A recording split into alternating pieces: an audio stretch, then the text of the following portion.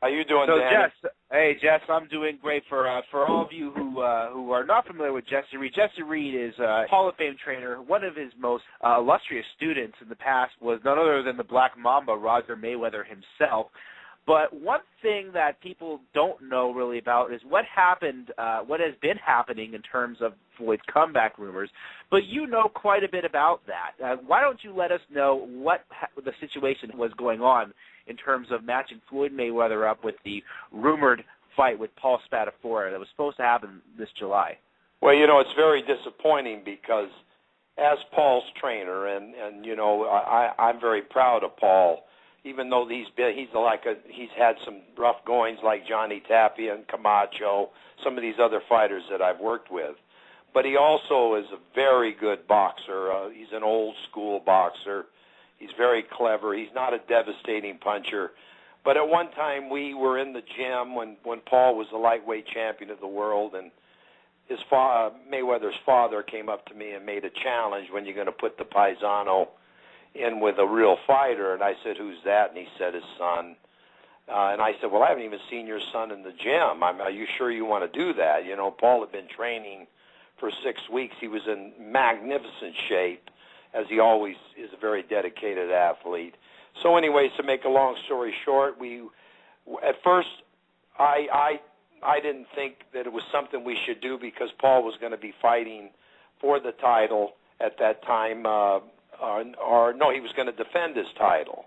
And I told Paul, if we do this, you know, you get a cut, your managers and your promoter's going to fire me, because it's not that I'm afraid of this thing. I'm really excited about it. I think you can handle Mayweather. I just think you're a better boxer than he is, even though I know Mayweather's a great fighter. But if you're not in top shape, well, you're messing with another great fighter.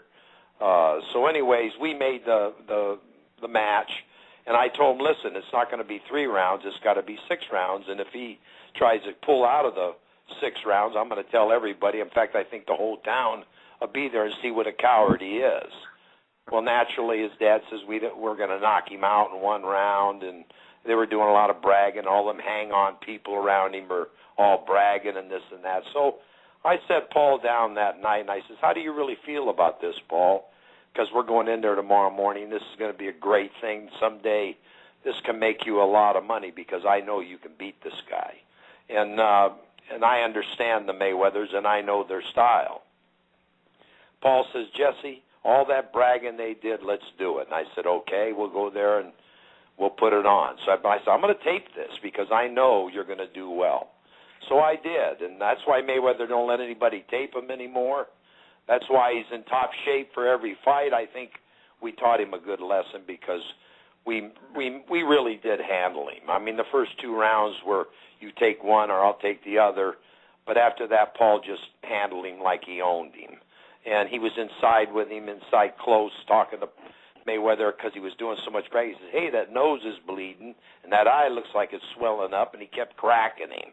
Finally, the 4th round, Mayweather comes to me and asks me if he could get out of the ring, because he says he's tired. I says, you ain't getting out of the ring. You're getting your ass kicked today to teach you for all the big mouth you had in your father. So after it was all over, he's laying on the ground for 20 minutes, completely exhausted, and I'm taping it. And I sent this tape to Lou Tabella, and Lou Tabella was in shock. At the time, I think Top Rank was negotiating a big fight for him on a contract with HBO. Well, I got a call from Bob Arum, asked me if he could have the tape, and I said, no, that belongs to me, that I'm sending it to Lou Tabella. So then here we get a chance, I think, in my heart, that we're going to get a chance to show an older fighter, supposedly, against this young lion, Mayweather, this great fighter. And everybody's talking that, you know, Roger and his father saying they want the fight, and Mayweather saying he wants the fight.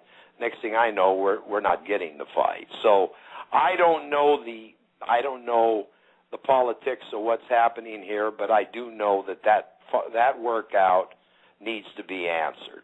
And Paul's 45-0, and he struggles and has done his thing, and he's ready to go. And believe me, he can fight. He can fight as well now as he could then.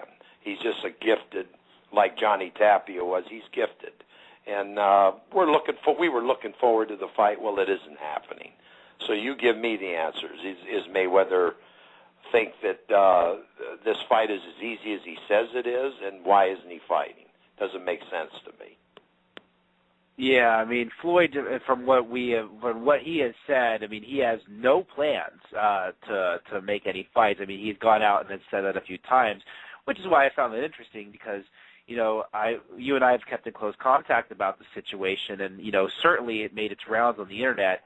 Most people dismissed it as a rumor, but, you know, it really doesn't seem like it was. I mean, the fight seemed like it was at a time a very realistic possibility. I mean, there was a time where you were telling me that Paul really couldn't even talk about anybody, and he was given like a standby order, you know, waiting to see what was going to happen. Yes, and, you know, all this secrecy and this and that, if somebody really wants to fight, and, you know, if Paul is this easy guy, why is Mayweather not wanting to take a tune-up fight with a left-hander that's slick like Paul to get ready for Pacquiao? This last speaker you had talking how Mayweather's this and he's that, why is not Mayweather wanting to take this fight? Yeah, the money was good. Everything was good. It was going to be in Vegas July 18th.